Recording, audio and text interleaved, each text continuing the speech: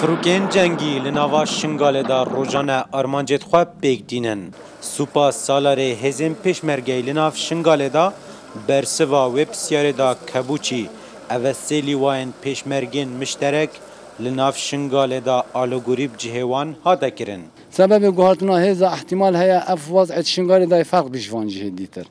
چشلانه کو نزدیکی دشمنی ونه بین ودانای پیشمرگی دوید یا دا تنظیم ایدویتن او هزین تنویری دا همی هزاجی نواستینیم جهه کی و دا شرازایجی با همی پیزید مید پیشمرگی چه بیل منطقه خره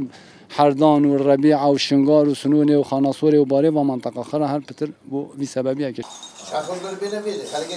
لی قاسم دربو فرمانده که کردین ازدیه لدسپیکا پیشمرگی کتیت نوا شنگاله دا به هزا خواه چویا نوا شنگاله داو حتی نوکه جهوی نهاتیا گوهارتن 15 بریندار و 2 شهیدی داینه اوی فرمانده دا خازیک هیا جبو جورا اپراسیونن سربازی 20 ماه 12 ورم داخلی شنگال بونه حتی نه نزدیکی 12 13 فوجی ازدیا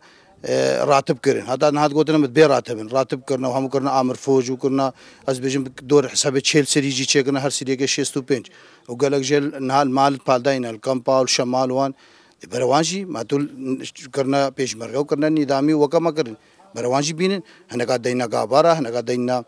جداله هنگا دینا سوراغه